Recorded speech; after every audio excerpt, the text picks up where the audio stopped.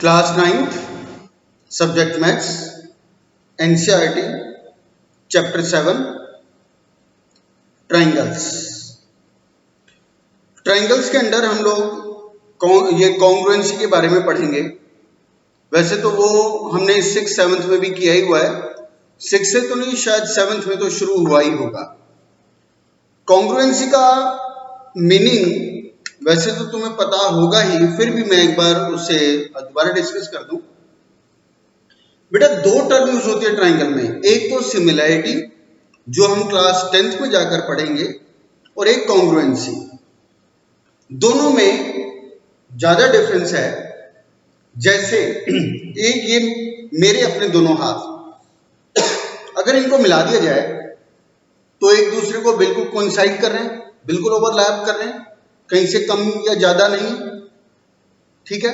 दूसरा, एक मेरी छोटी पासपोर्ट साइज फोटोग्राफ और एक मेरी बड़ी फोटोग्राफ।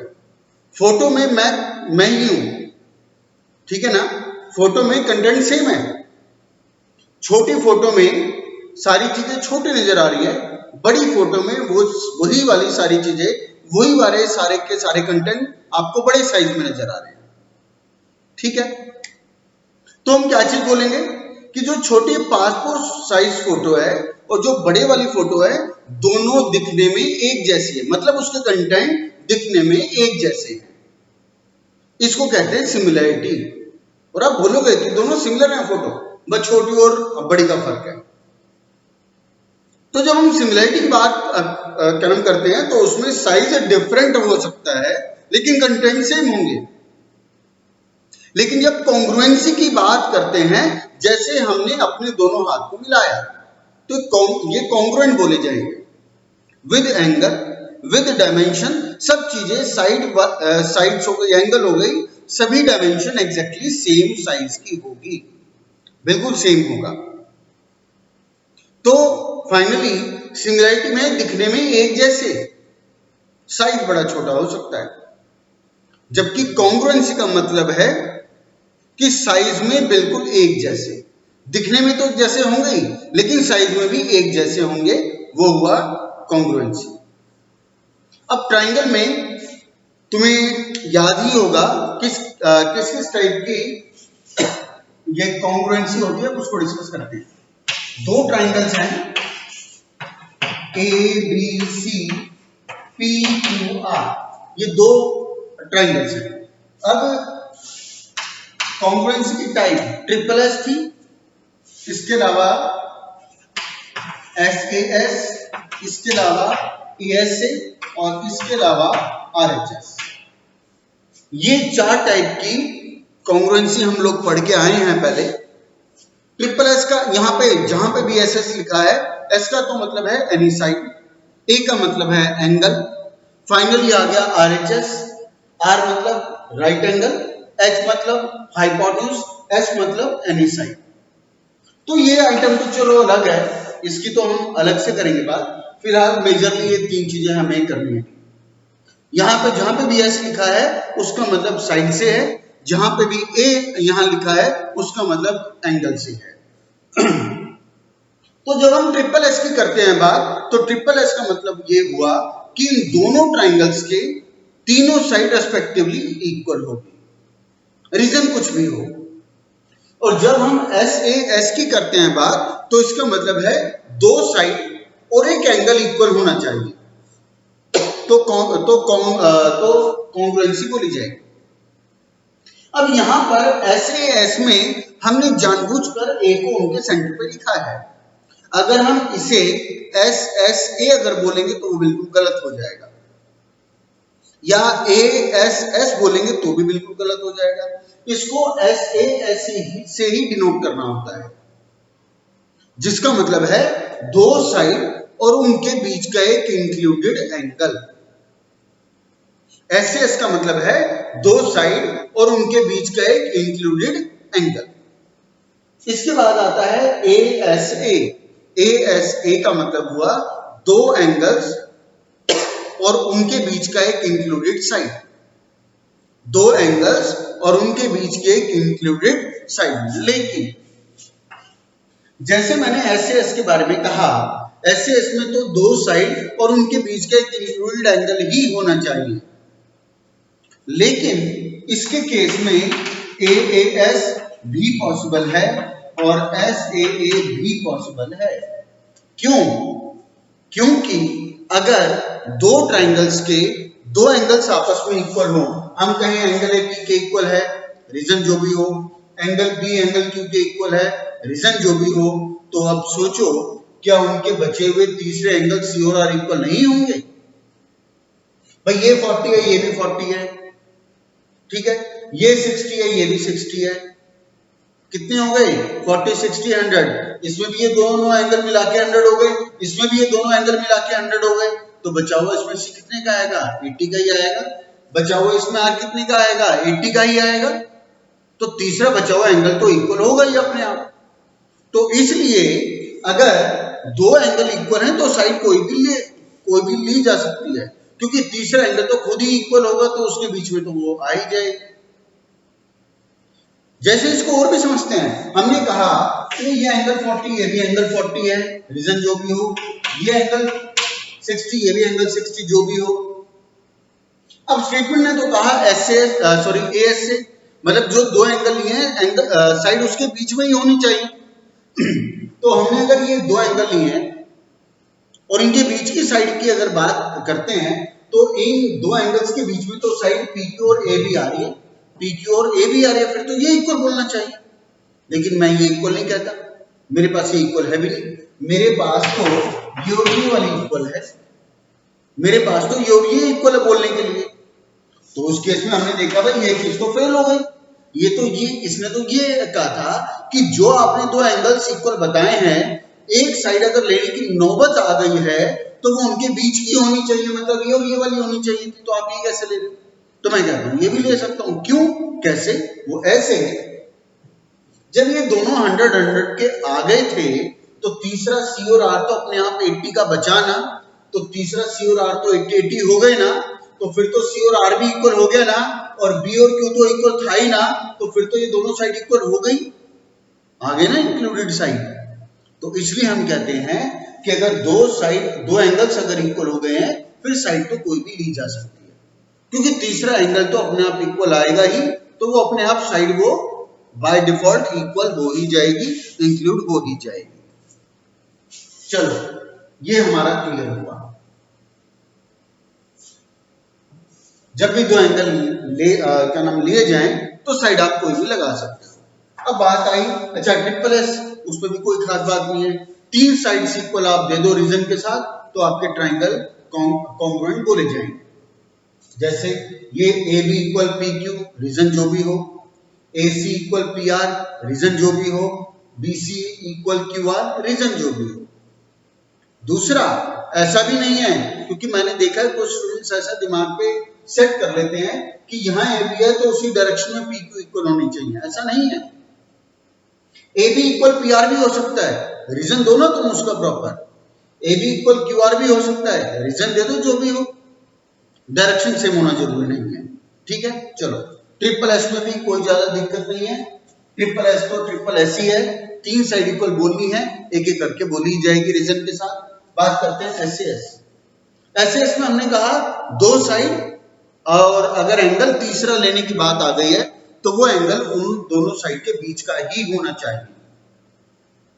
अब जैसे ASA में मैंने कहा दो एंगल और एक साइड में मैंने कहा कि भाई अगर दो एंगल आपने इक्वल बता दिए हैं तो तीसरी साइड तो आप जो मर्जी ले लो, इंक्लूड तो अपने आप बाय डिफॉल्ट हो ही जाएगी वो, क्योंकि तीसरा बचा हुआ एंगल तो खुद ही इक्वल होगा। लेकिन SAS में ऐसा नहीं है। SAS में हम कहें SSA बिल्कुल गलत है, पॉसिबल ही नहीं है, या ASS वो भी बिल्कुल गलत है, पॉसिबल ही नहीं है। इसकी तो फिक्स है, यही लेनी पड़ेगी। जैसे डबल AS में मैंने कहा कि दो ट्राइंगल्स के दो एंगल्स इक्वल है तो तीसरा बचा हुआ साइड एंगल इक्वल होगा ही। साइड के केस में तो ऐसा नहीं है ना कि दो साइड इक्वल हो तो तीसरी साइड भी इक्वल होगी ही, इसमें ट्राइंगल में तो ऐसा पॉसिबल है ही नहीं। तीसरा एंगल इक्वल इसीलिए हो सकता है क्योंकि ट्राइंगल के तीनों एंगल का सम ही 180 होता है। लेकिन ट्राइंगल की तीनों साइड का सम का तो कोई नहीं है ना फिक्स कि ट्राइंगल की तीन साइड का सम इतना ही होगा, कितना भी हो सकता है। इसलिए किसी ट्राइंगल के दो साइड इक्वल आपस में है तो तीसरी साइड भी इक्वल होगी ऐसा जरूरी है नहीं, क्योंकि उनके लेंथ वाइज कोई ऐसा प्रिंसिपल नहीं है कि तीनों लेंथ का सम इतना ही होता है, ऐसा कोई थ्योरम कोई एग्जाम नहीं है, इसलिए हमें यही लेना पड़ता है। चलो अब बात आई आरएचएस। आर मतलब राइट ट्राइंगल इक्वल दिखाओ, एच मतलब हाइपोटेन्यूज इक्वल दिखाओ, एस मतलब कोई भी एक साइड इक्वल दिखाओ तो ट्राइंगल कॉन्ग्रुएंट बोले जाएंगे। इसका मतलब ये हुआ कि आरएचएस पर्टिकुलरली राइट ट्राइंगल पे ही लगेगी। अगर राइट ट्राइंगल नहीं है, राइट एंगल ट्राइंगल नहीं है तो आरएचएस का कोई मतलब ही नहीं है। ठीक है, तो ऐसे सभी क्वेश्चन जिसमें राइट एंगल दिया गया हो हमें एक बार आरएचएस के बारे में सोच लेना चाहिए। लगने को फिर हो सकता है कोई और भी लग जाए, लेकिन सबसे पहले आरएचएस को सोच लेना चाहिए। कब? जब क्वेश्चन में हमें राइट ट्राइंगल दिया जाए, एक एंगल राइट एंगल दिया जाए तो सबसे पहले हम इसके बारे में ही सोचेंगे। चलते हैं आप, जैसे लाइन से एंगल में बात थी कि हर एक स्टेप के साथ रीजन होना चाहिए, बिना रीजन आपके सॉल्यूशन का कोई वैल्यू नहीं है। ऐसे ही ट्राइंगल्स भी ज्योमेट्री का एक पार्ट है, बिना रीजन के किसी स्टेप के पीछे उस सॉल्यूशन के उस प्रूफ का कोई वैल्यू नहीं है। तो शुरू करते हैं NCERT page number 118 exercise 7.1 first question है, शुरुआत लेंगे। देखो लाइन्स एंड एंगल में तब भी थोड़ी दिक्कत हो सकती थी, कहां से शुरू होगा कैसे शुरू होगा। ट्राइंगल्स में नहीं होगी दिक्कत। ट्राइंगल्स को, इसके क्वेश्चंस को एक गेम की तरह लेकर के चलो, क्योंकि पूरा का पूरा चैप्टर आपका कॉन्ग्रुएंसी पे बेस्ड है। और कॉन्ग्रुएंसी का प्रिंसिपल क्या है कि आपको तीन item as per principle, as per rule regulation, तीन आइटम पूरी करके देनी है। तीनों साइड इक्वल ले आओ, एस ला के दे दो या डबल एएस ला के दे दो, और राइट एंगल है तो आरएचएस दे दो। तीन चीजें आपको ढूंढनी है, केवल ढूंढना है, दिमाग नहीं लगाना, दिमाग का काम ही नहीं है कोई। फिगर में ही वो तीनों चीजें पड़ी हुई है, वो बस आपको ढूंढना है और रीजन के साथ उसको बताना है। बस इतना सा काम है, एक गेम की तरह लेकर के चलना है, ढूंढने का काम है बस, कहीं से अरेंजमेंट का काम नहीं है।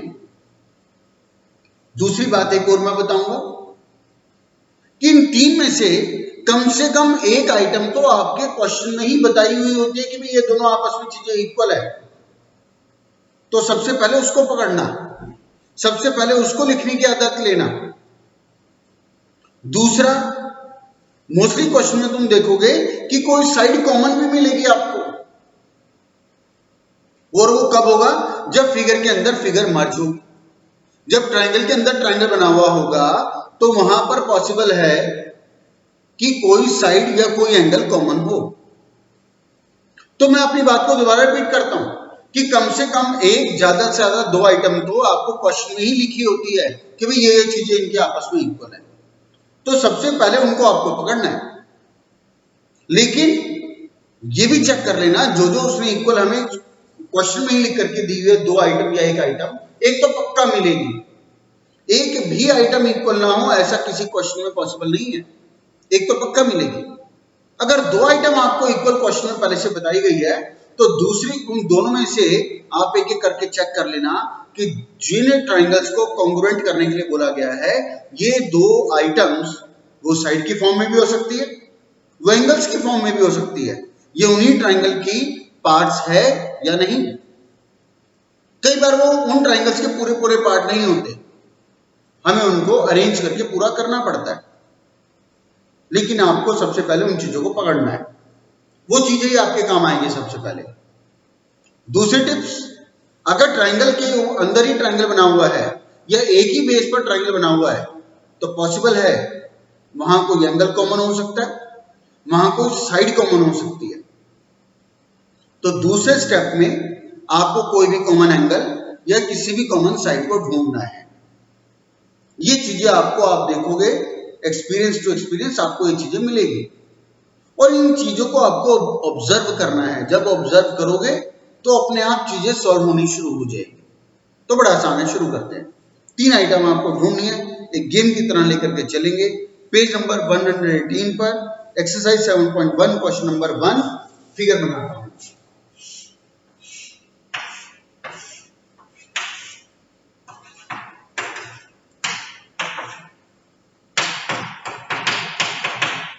चलो, इन दो ट्रायंगल्स की इसने बात की। खैर इसने क्वाड्रेटर कहा था, उसके बाद तो दो ट्रायंगल डिवाइड करके बन गए। अब इसने कहा है A B equal AD, sorry A C equal AD, ठीक है। A B bisects angle A. Bisect का क्या मतलब था? साइड बाइसेक्टर है तो साइड के दो इक्वल पार्ट्स होना, और एंगल बाइसेक्टर है तो एंगल के दो इक्वल पार्ट्स होना। जब इसने कहा A B is the bisector of angle A, तो इसका मतलब एंगल ए के दो इक्वल पार्ट्स हो गए होंगे।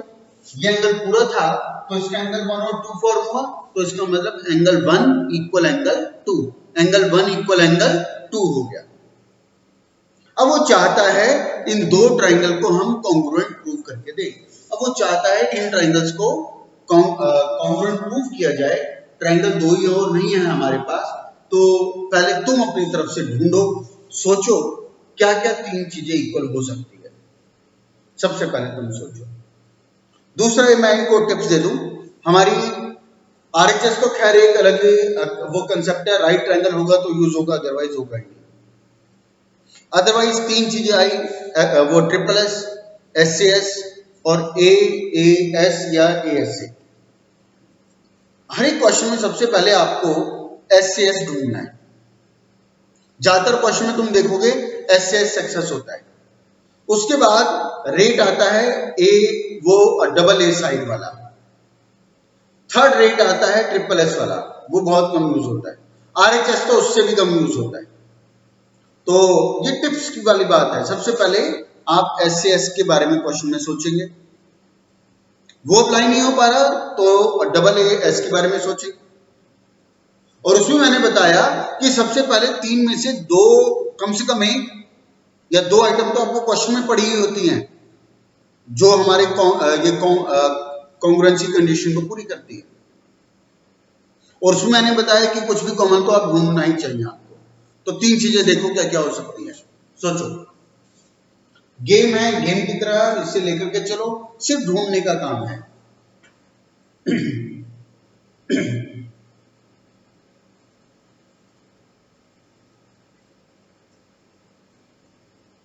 शुरू करते हैं मेरी तरफ से। देखो ये दो यहां ट्रायंगल है। सबसे पहले तो मैंने कहा था जो चीज पड़ी हुई है उसको देखना चाहिए, या उसमें आप ये कर लो, सबसे पहले कोई कॉमन एंगल या कॉमन साइड ढूंढो। क्या इन दोनों ट्रायंगल्स में कोई एंगल है ऐसा जो कि कॉमन हो दोनों ट्रायंगल का हो, या कोई साइड जो दोनों की हो। एंगल तो देखो कोई भी कॉमन नहीं है, साइड कॉमन है। कौन सी? A B. ए बी इस ट्रायंगल की भी साइड है और ए बी इस ट्रायंगल की भी साइड है। एक आइटम पूरी हो गई कॉमन, ए बी आपका कॉमन हुआ। और तो कुछ कॉमन नहीं है, कोई एंगल कॉमन नहीं है, इसके अलावा कोई साइड भी कॉमन नहीं है। अब जो जो चीजें हमारे पास क्वेश्चन में प्रोवाइडेड थी जरा उसको भी ढूंढ लेते हैं। और क्या दिया हुआ भैया आपको? अब गिवन में ए सी इक्वल ए डी है, ये दोनों साइड इक्वल दी गई है। अब ये भी चेक कर लेते हैं कि जो साइड या एंगल इसने इक्वल बताए, क्या वो साइड या वो एंगल उन्हीं ट्रायंगल के हैं जिन्हें हमें कॉन्ग्रुएंट प्रूव करके देना है। तो हमने देखा ए सी ये वाले ट्रायंगल की साइड है, बिल्कुल। एडी ये वाले ट्रायंगल की साइड है, बिल्कुल। काम आ गया, ए सी इक्वल ए डी, दो साइड इक्वल हो गई। ठीक है, दो आइटम पूरी हो गई। तीसरा, कोई और साइड इक्वल दी गई है? नहीं, ये तो इक्वल है ही नहीं, ये तो हमें इक्वल प्रूव करके देना है। तो तीसरा क्या? कोई एंगल क्या सी डी के इक्वल है? कोई इंफॉर्मेशन नहीं। क्या ये एंगल इसके इक्वल है? कोई इंफॉर्मेशन नहीं। क्या एंगल 1 2 के इक्वल है? बिल्कुल है। क्यों? क्योंकि उसने कहा था A B is the bisector of angle A, जिसका मतलब है एंगल 1 एंगल 2 के इक्वल होना। तो तीसरी आइटम ए बी हो गई, एंगल 1 इक्वल एंगल 2। तीनों आइटम पूरी हो गई। और कॉन्ग्रुएंट प्रूव करने के लिए हमें 3 आइटम चाहिए थी, वो 3 आइटम हमारी पूरी हो गई। अब 3 आइटम में ये भी चेक कर लेते हैं एज पर रूल रेगुलेशन ये तीनों आइटम ठीक है क्या। क्या ये ट्रिपल एस थी? नहीं। क्या डबल ए दो एंगल और एक साइड थी? नहीं, ये थी दो साइड और एक एंगल। लेकिन दो साइड और एक एंगल में प्रॉपर्टी क्या है? एसएस। तो चेक कर लेना चाहिए कि जो एंगल हमने लिया क्या वो दो उन साइड के बीच में है? करते हैं चेक। हमने ये दो साइड ली थी और एक हमने ये साइड ली थी और एक ये ए बी कॉमन लिया। अब ये देखो एंगल 1 इन दोनों साइड के बीच में आ रहा है। भाई हमने ये कॉमन भी बोला था, इसको इक्वल भी बोला था ना, तो एंगल 1 इन दोनों साइड के बीच में आ रहा है, इंक्लूडेड है, पास। एंगल 2 भी इन्हीं दोनों साइड जो हमने ली थी इनके इंक्लूडेड है, बिल्कुल पास। तो एसएस कामयाब हो गई, तो आपका ट्रायंगल कॉन्ग्रुएंट प्रूव हुए। अब बात करते हैं इसके प्रेजेंटेशन की। सबसे पहले तो गिवन आएगा, या सबसे पहले आप इसकी फिगर बनाएंगे। फिगर बनाने के बाद गिवन लिखोगे इन क्वाड एबीसीडी, ये साइड इसके इक्वल और ये is the bisector of angle A. Given over, यही आपके यहाँ पे एनसीईआरटी में भी लिखा हुआ है, ये आपका गिवन में आएगा। तो प्रूफ में क्या आएगा? दो पार्ट आएंगे। क्या क्या? First part triangle ABC congruent triangle ABD. Second part BC equal BD. यही एनसीईआरटी में लिखा है, ऐसा ऐसा करना है, ओवर। अब बात करते हैं प्रूफ की। प्रूफ में हम लोग लिखेंगे in triangle ACB and in triangle ADB, in triangle ACB and triangle ADB. Next time AC equal AD, जहां मर्जी से शुरुआत कर लो, वो हमारी मर्जी है। हम चाहे यहां से शुरुआत करें, चाहे एंगल से शुरुआत करें, चाहे इससे, वो हमारी मर्जी चलेगी और हम अपनी मर्जी चलाएंगे। तो आप नेक्स्ट टाइम लिखोगे AC इक्वल AD, रीजन डाल दोगे given. AB equal AB, reason क्या आएगा? Common. Third line angle 1 equal angle 2, इसका क्या रीजन लिखोगे? बिकॉज, पीछे रीजन लिखोगे because AB is the bisector of angle A. AB is the bisector of angle A. ठीक है, तीन आइटम हो गई। Therefore, अब यहां मैं बता दूं, यहां पर आप कुछ भी नहीं लिखोगे। जब ट्रायंगल को कॉन्ग्रुएंट प्रूव कर दिया जाता है तो उसके बाद उनकी नेमिंग को सेट करने का एक क्राइटेरिया है, तरीका है। मोस्टली स्टूडेंट उस क्राइटेरिया को ध्यान रखते नहीं और एग्जाम में मार्क्स कटते हैं। फिर शीट मिलने पे उनका ये जवाब होता है कि मैंने भी यही किया हुआ है, उसने भी यही किया हुआ है, उसको टीचर ने पूरे नंबर दे रखे हैं, मेरे नंबर काटे हुए, पता नहीं क्यों, मैडम ने जानबूझ के नंबर काटे हुए हैं, उसका मेरा सेम था, उसको पूरे दे रखे, मेरे नंबर काटे हुए हैं। तो वो क्यों काटे हुए? अब इसीलिए मैंने कहा कि यहाँ पर कॉन्ग्रुएंट प्रूव करने के बाद यहां हम कुछ भी अपनी मर्जी से नेमिंग नहीं लिखेंगे कि एसीबी या एसीबी या कुछ भी लिख दे। यहां पर नेमिंग को सेट करने का एक क्राइटेरिया है, तरीका है, उसको हमें अपने पहले क्वेश्चन से ही आदत डालना है। और वो इसलिए भी डालना है क्योंकि 1 मार्क्स में क्वेश्चन स्पेसिफिक इसके ऊपर भी आता है और आएगा कि इन चारों में से कौन सी नेमिंग का ऑर्डर ठीक है। तो उसको समझते हैं, बड़ा आसान है, कोई खास बात नहीं है, बस उसको अपनी प्रैक्टिस में लाना है, खास बात ये है। और मुझे उम्मीद है तुम ले भी आओगे। अब मैं एक सेंटेंस बोलूंगा कि कॉन्ग्रुएंट करते वक्त हमने जिस भी साइड को इक्वल बोला था, मैं फिर रिपीट करता हूं, कॉन्ग्रुएंट करते वक्त हमने जिस भी साइड को इक्वल बोला था, नेमिंग के वक्त उन साइड्स के सामने वाले एंगल्स को देखा जाएगा, लिखा जाएगा।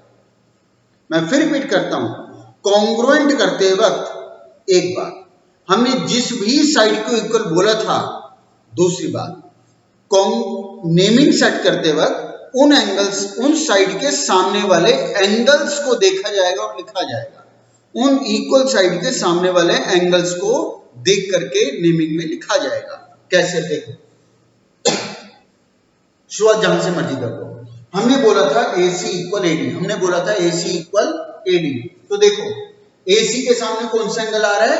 B, यहां लिख दो। AD के सामने कौन सा एंगल आ रहा है? B, यहां लिख दो। AC इक्वल AD बोला था ना, तो इसके सामने वाला एंगल देख करके लिखे जाएंगे। इसके सामने B, इसके सामने B, हमने लिख दिया।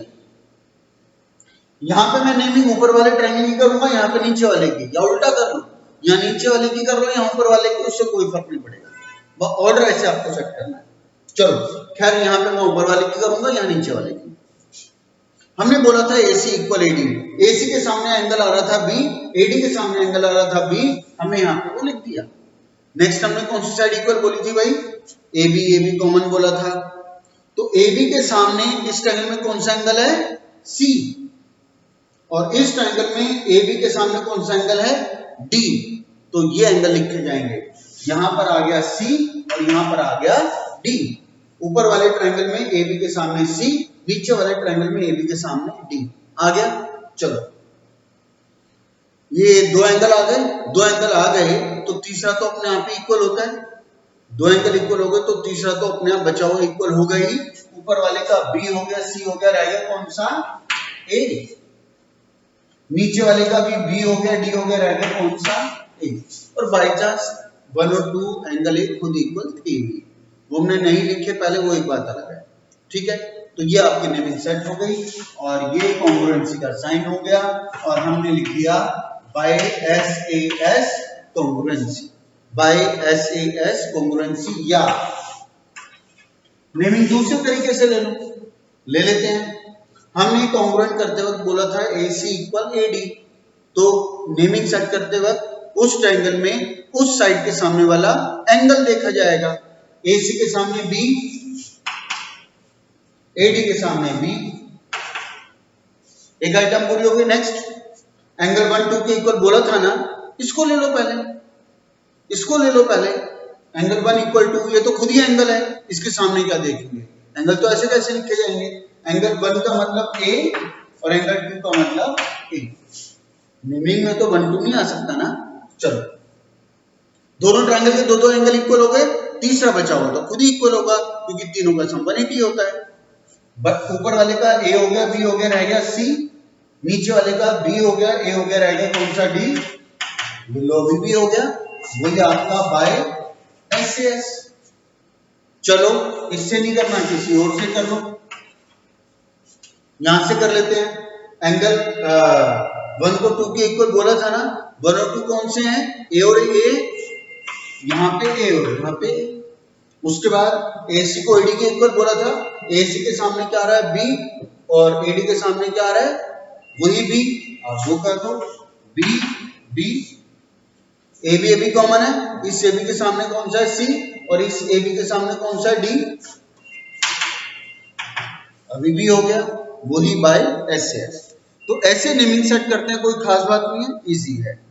तो लास्ट में लिखोगे, हाँ एक चीज और रह गई, कॉन्ग्रुएंसी होने के बाद तो कोई भी कहीं से भी नेमिंग सेट कर लो, लेकिन होनी रेस्पेक्टिवली 1 बाय 1 चाहिए। दिस इंप्लाइज, अब जब ट्रायंगल कॉन्ग्रुएंट हो गए, चाहे किसी भी प्रॉपर्टी से हुए हो, तो उस ट्रायंगल, उन ट्रायंगल्स के बचे हुए पार्ट्स भी आपस में इक्वल होंगे। कोई साइड अगर बची हुई है तो वो भी इक्वल हो जाएगी, एंगल्स बचे हुए हैं तो वो भी इक्वल हो जाएंगे। तो अब कर देते हैं, दोनों ट्रायंगल कॉन्ग्रुएंट तो प्रूव हो ही गए, तो अब क्या बचा? इसका CB बचा और इसका BD बचा, तो हमने लिखा CB equal BD by CPCD। CPCD कोई नई टर्म नहीं है, तुम पहले से कॉन्ग्रुएंसी करते आए हो, 7th में भी की, 8th में भी की, फिर भी एक बार दोबारा रिपीट कर देते हैं। CPCD की फुल फॉर्म थी corresponding parts of congruent triangle, corresponding parts of congruent triangle, कि जो ट्रायंगल कॉन्ग्रुएंट हो गए हैं उनके कॉरस्पॉन्डिंग पार्ट्स भी आपस में इक्वल होंगे। अब क्वेश्चन में हमसे CB इक्वल BD प्रूव करने के लिए बोला गया था, तो CPCD में हमने उसी को लिखा, और कुछ लिखेंगे नहीं, और नीचे आप लिख दोगे हेंस प्रूव।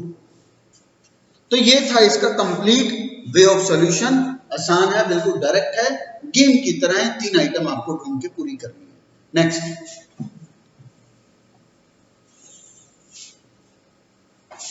तो नेक्स्ट क्वेश्चन हम लेते हैं, क्वेश्चन नंबर 2।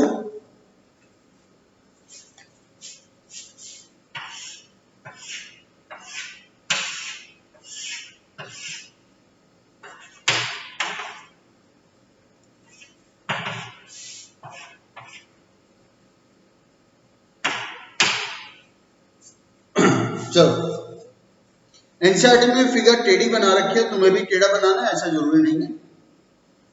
तो इसने कहा पहले गिवन की बात कर लेते हैं।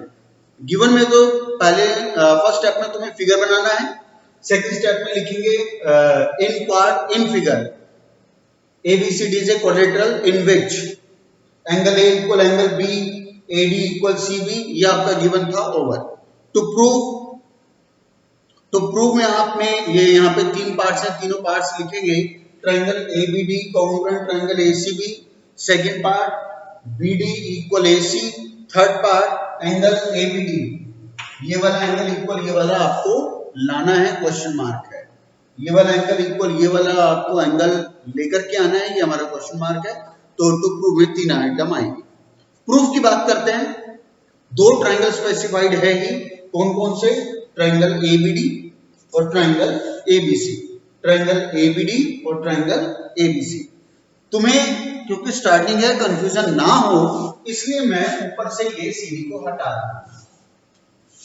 तुम्हें नहीं हटाना, तुम्हें पूरी फिगर बनानी है, क्योंकि CD ना तो पूछा गया, ना मांगा गया, ना बताया गया, तो इसलिए मैंने हटा दिया। अब ये 2 ट्रायंगल आपको क्लियर कट नजर आ रहे हैं, इनमें आपको 3 आइटम पूरी करनी है। सोचो, इन 2 ट्रायंगल्स में 3 आइटम पूरी करेंगे।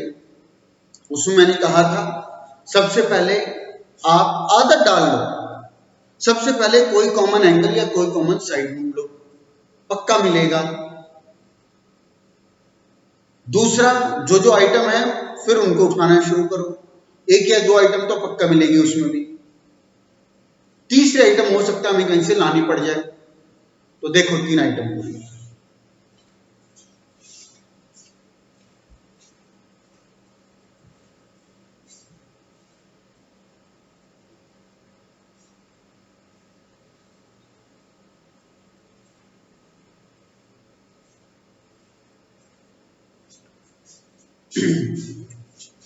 तो 3 आइटम देख, सबसे पहले तो मैंने कहा कि कोई कॉमन एंगल या कॉमन साइड देखेंगे। एंगल A, क्या ट्रायंगल ABC का पूरा एंगल है? नहीं, उसका तो सिर्फ इतना सा ही है। ऐसे ही ये पूरा एंगल B, क्या इस ट्रायंगल का भी पूरा एंगल है? क्या ये कॉमन है? बिल्कुल भी नहीं, छोड़ दो। कोई और एंगल कॉमन नहीं है, D अलग है, C अलग है, कहां से कॉमन है? चलो, एंगल तो कॉमन नहीं है, तो क्या कोई साइड कॉमन है? वो देखो, बिल्कुल AB कॉमन साइड है, क्योंकि इसी AB पर ये वाला ट्रायंगल खड़ा हुआ है, इसी AB पर ये ट्रायंगल भी खड़ा हुआ है, तो इन दोनों में AB साइड कॉमन हो गई। AB साइड इस ट्रायंगल की भी साइड है, AB साइड ये वाले ट्रायंगल की भी साइड है, AB यहां पर कॉमन है। चलो, एक आइटम पूरी हो गई कॉमन। नेक्स्ट, अब जो गिवन है, अब उसको देखते हैं क्या वो हमारे काम आ सकता है। अब गिवन में उसने हमें दिया हुआ था AD इक्वल CB। तो अब देखो, क्या AD इस ट्रायंगल की साइड है? बिल्कुल। क्या CB इस ट्रायंगल की साइड है जिसको लेके चले थे? बिल्कुल। दूसरे आइटम पूरी होगी, कामयाब हो गया। इस ट्रायंगल की AD और इस ट्रायंगल की CB साइड इक्वल है, हमें दिया गया है क्वेश्चन में। 2 आइटम पूरी हो गई। तीसरे आइटम ढूंढो, क्या और कोई साइड कॉमन है? क्या सॉरी, कोई और साइड इक्वल हो? क्या ये साइड इसकी इक्वल है? नहीं, ये तो हमें लेकर क्या आना है, ये इसको तो हम ले चुके हैं कॉमन। तो साइड पे तो काम हो चुका, बचा क्या? एक एंगल लेना पड़ेगा। क्या एंगल C एंगल D के इक्वल दिया हुआ है? बिल्कुल भी नहीं।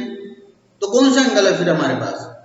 पूरा एंगल A पूरा एंगल B के इक्वल क्वेश्चन में दिया गया है। पूरा एंगल A पूरे एंगल B के इक्वल क्वेश्चन में गिवन है। 3 आइटम पूरी हो गई। अब ये भी चेक कर लो, क्या ये एंगल उन्हीं ट्रायंगल्स के एंगल है जो हम लेकर के चले?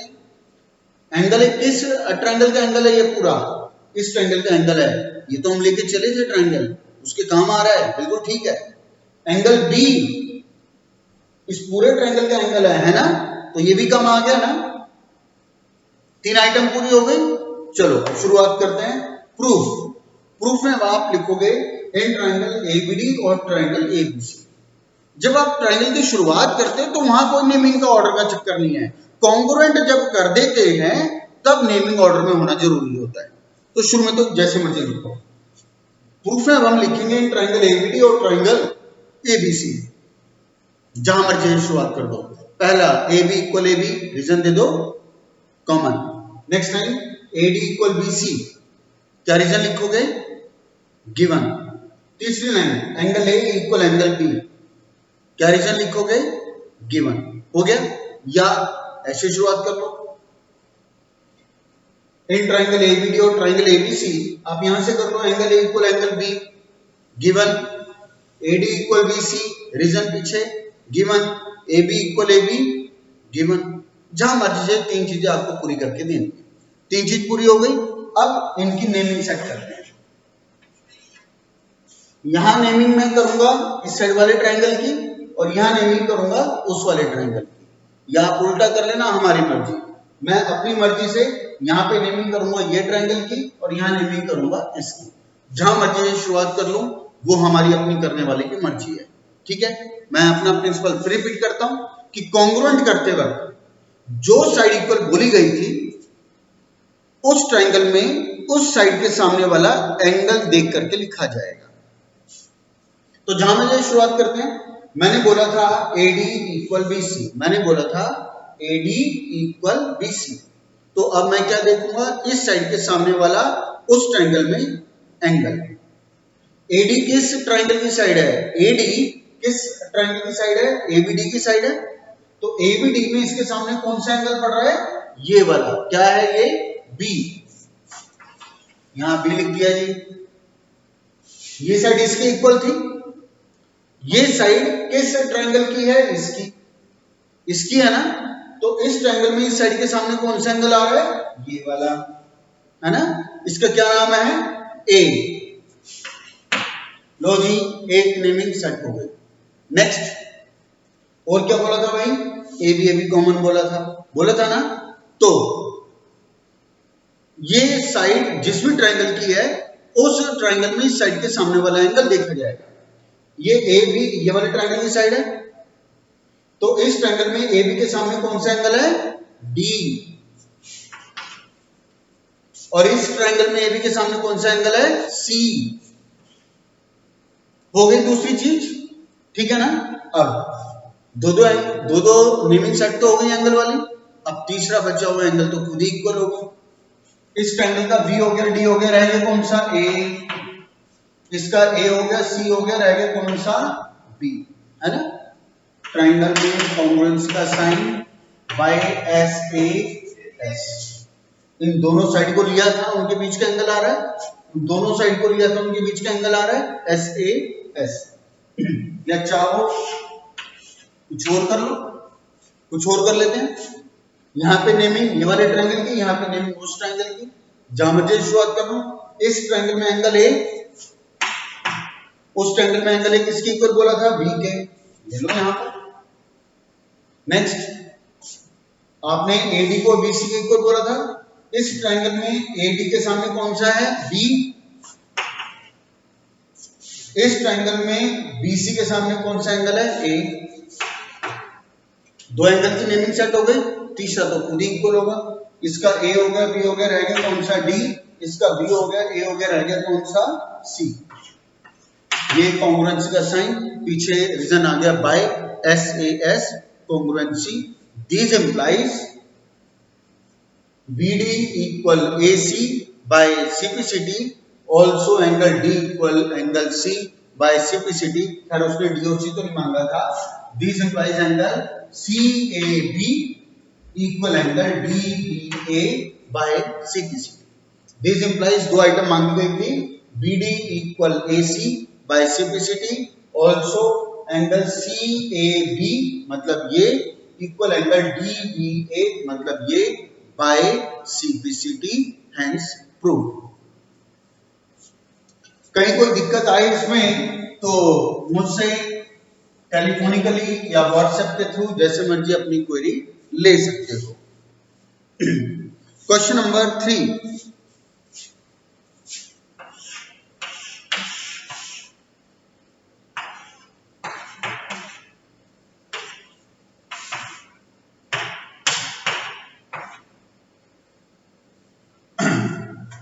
बिल्कुल सीधा सीधा क्वेश्चन है। क्वेश्चन नंबर 3 में बोला गया AD इक्वल BC, मैंने मार्क यहां कर दिया, और परपेंडिकुलर की बात की गई है, मैंने परपेंडिकुलर का 90 का भी साइन यहां मार्क कर दिया। Show that CD bisects AB, show that CD bisects AB, हमें प्रूव करना है कि CD ने AB को बाइसेक्ट किया है, और बाइसेक्ट का क्या मतलब है, दो इक्वल पार्ट्स बनाना। मतलब क्या प्रूव करना है हमें, BO इक्वल A, ये हमें प्रूव करना है, BO इक्वल AO, कि A भी बाइसेक्ट हुई है। चलो, ट्रायंगल तो दो ही है ये, और तो कोई ट्रायंगल है ही नहीं, ट्रायंगल BOC और ट्रायंगल AOD, ये दो ट्रायंगल है, इसको कॉन्ग्रुएंट प्रूव करते हैं।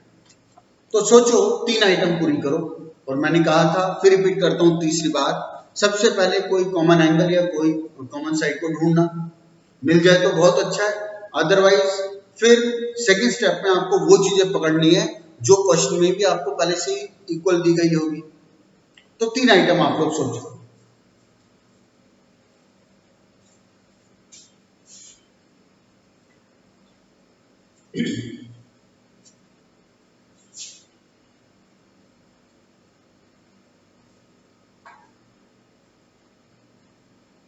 तो शायद पूरी हो गई होगी। सबसे पहले कोई कॉमन एंगल देखते हैं कि कोई कॉमन एंगल है, बिल्कुल नहीं है, ट्रायंगल वो अलग है, ये ट्रायंगल बिल्कुल अलग है, कोई एंगल कॉमन नहीं आ पा रहा। चलो, कोई कॉमन साइड हो, बिल्कुल भी नहीं है, इसकी ये साइड अलग है, इसकी ये साइड अलग है, कॉमन है। कॉमन का तो वो मतलब है जैसे लास्ट फिगर में था कि AB के ऊपर ही दोनों ट्रायंगल खड़े हुए थे, ऐसा तो यहाँ कोई भी साइड नहीं है, ऐसा तो यहाँ कोई भी एंगल नहीं है, तो यहाँ कॉमन साइड या कोई भी कॉमन एंगल नहीं है। फर्स्ट क्वेश्चन में हमें कॉमन साइड का एक्सपीरियंस मिला, सेकंड क्वेश्चन में भी कॉमन साइड का एक्सपीरियंस मिला, यहाँ पे ऐसी कोई कॉमन साइड नहीं है, कॉमन एंगल का अभी तक कोई एक्सपीरियंस नहीं आया, जब आएगा तभी बताऊंगा। चलो, तो फिर तो तीनों आइटम हमें कोई भी कॉमन तो है नहीं, ना एंगल ना साइड, फिर तो अब ये देखते हैं क्वेश्चन में क्या क्या दिया हुआ जो हमारे काम आ जाए। हमें गिवन था AD इक्वल BC, ये हमें गिवन है ना, बिल्कुल। अब ये देखते हैं जो साइड इक्वल दी गई है क्वेश्चन में, क्या वो उन्हीं ट्रायंगल की है जो हमें प्रूव करना है कॉन्ग्रुएंट। AD ये वाले ट्रायंगल की साइड है, BC इस ट्रायंगल की साइड है, और इसे हमें कॉन्ग्रुएंट ट्रायंगल को प्रूव ही करना है, तो काम आ जाएगी। चलो, एक आइटम पूरी हो गई। दूसरी देखें, एंगल A कितने का है, 90 डिग्री, एंगल B कितने का है, 90 डिग्री। क्यों? क्योंकि परपेंडिकुलर गिवन है, इसलिए 90 डिग्री। तो दूसरी आइटम तो ये हो गई 90 90, दो आइटम पूरी हो गई। तीसरी आइटम ढूंढो, तीसरी आइटम होगी गिवन एंगल 1 इक्वल एंगल 2। क्यों? Vertically opposite angles. ये हमारा अभी तक में पहला एक्सपीरियंस आया जिसमें तीनों आइटम, भाई पहले दो क्वेश्चन तो तीनों आइटम एज इट इज आपकी क्वेश्चन के गिवन में ही प्रोवाइडेड थी। ये हमारा पहला एक्सपीरियंस आया कि तीन में से दो आइटम हमारे पास गिवन में थी, तीसरे आइटम को हम अपनी तरफ से लेकर के आए हैं, और वो ये लेकर के आए हैं 1 equal to vertically opposite angle. तो तीनों आइटम, एक आइटम तो ये आपको गिवन थी, दूसरा ये 90 90 गिवन था, तीसरी आइटम क्वेश्चन में नहीं दी गई, वो हिडन थी, वो हमने ढूंढ के निकाल ली, इनडायरेक्टली हमने ढूंढ के निकाल लिया, हिडन थी क्या, 1 equal to vertically opposite angles. ठीक है, ऐसे आपको करना है। तो इसका गिवन में तो जो क्वेश्चन में लिखा वो आपका गिवन में आ ही जाएगा। तो प्रूफ में आपको लिखना है CD बाइसेक्ट्स AB। प्रूफ में अब शुरू करते हैं। प्रूफ में आप लिखोगे इन ट्रायंगल AOD और in triangle BOC, in triangle AOD and triangle BOC। Next time क्या लिखोगे, जहां मर्जी से शुरुआत कर लो, मैं यहां से शुरुआत करता हूं, AD इक्वल BC, पीछे रीजन क्या आएगा, given, angle A equal angle B equal 90 degree, angle A equal angle B equal 90 degree, reason क्या आएगा, because AB perpendicular to AD and BC, question में गिवन था, बिकॉज AB ये perpendicular to BC and AD respectively. Next तीसरा, angle 1 equal angle 2, reason क्या आएगा, vertically opposite angles. या कहीं और से शुरुआत कर लो। पहले लिख लो angle 1 equal angle 2 vertical opposite angle, angle B equal angle A equal 90 degree, reason वो परपेंडिकुलर का आ जाएगा। तीसरा एडी इक्वल बीसी को लास्ट में लिख दो। 3 आइटम पूरी करनी है, तीनों आइटम पूरी हो गई। चलो अब नेमिंग सेट की बात करते हैं। यहां नेमिंग करूंगा ऊपर वाले की, यहां नेमिंग करूंगा नीचे वाले की, या उल्टा कर दो, वो हमारी मर्जी। और तीसरी बार फिर वही प्रिंसिपल रिपीट कर रहा हूं कि कॉन्ग्रुएंट करते वक्त हमने जिस भी साइड को इक्वल बोला था सीपीसीटी में नेमिंग में उसके सामने वाले एंगल्स को बोला जाएगा। चलो जहां मर्जी शुरुआत करो, मैं यहां से शुरुआत कर लेता हूं। ऊपर वाले का एंगल बी, नीचे वाले में एंगल ए के इक्वल था। यहां लिखा बी, यहां लिख दिया ए, क्योंकि 90 थी। नेक्स्ट एंगल 1 इक्वल एंगल 2 बोला गया था वर्टिकली, सो 1 का मतलब ओ और 2 का मतलब भी ओ, क्योंकि नेमिंग में नंबर तो नहीं आ सकते ना। दो एंगल इक्वल हो गए, तीसरा एंगल तो बचा हो, खुद ही इक्वल होगा, उसे तो वैसे ही ले लेते हैं। ऊपर वाले का बी हो गया, ओ हो गया, रह गया कौन सा सी। नीचे वाले का ए हो गया, ए हो गया, ओ हो गया, रह गया कौन सा डी। 3 आइटम पूरी हो गई। कॉन्ग्रुएंसी का साइन आया बाय AAS। यहाँ पे 2 एंगल और एक साइड यूज हुई है ना। तो दिस इंप्लाइज